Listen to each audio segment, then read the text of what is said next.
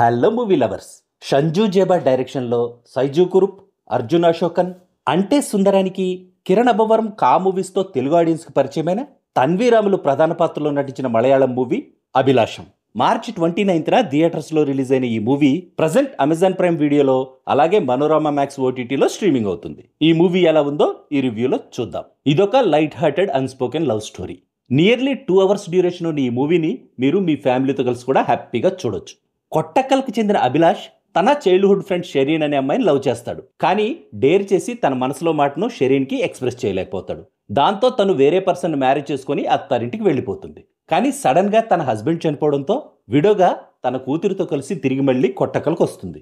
ఆ తర్వాత ఏం జరిగిందనేదే ఈ movie basic story. Kill, animal, Marco, hit 3 లాంటి హెవీ బ్లడ్ షెడ్ మూవీస్ నుంచి రిలీఫ్ కోరుకునే ఆడియన్స్కి ఈ మూవీ ఒక మంచి చాయిస్. కమర్షియల్ ఎలిమెంట్స్ని ఎక్స్పెక్ట్ చేసే ఆడియన్స్ ఈ మూవీని అవాయిడ్ చేయొచ్చు. ఈ మూవీ పాజిటివ్ పాయింట్స్ విషయానికి వస్తే, ఈ సినిమాలో మెయిన్ క్యారెక్టర్స్లో నటించిన ముగ్గురు మన తెలుగు ఆడియన్స్కి తెలిసిన వాళ్లే అవడం, మూవీ స్టోరీ చాలా రియలిస్టిక్గా మన చుట్టూ జరుగుతున్నట్లే న్యాచురల్గా ప్లెజెంట్గా ఉండడం, మూవీ మన స్కూల్ డేస్ మెమరీస్ని గుర్తు చేసేలా ఉండడం, అభిలాష్గా సైజు కురుప్ సూపర్బ్ యాక్టింగ్, షెరీన్గా పర్ఫెక్ట్గా సెట్ అయిన తన్వీరామ్, తాజుగా అర్జున్ అశోకన్ పెర్ఫార్మెన్స్, ఎక్సలెంట్గా ఉన్న శ్రీహరి కే నాయర్ బ్యాక్గ్రౌండ్ మ్యూజిక్ ఈ మూవీకి ప్లస్ పాయింట్స్.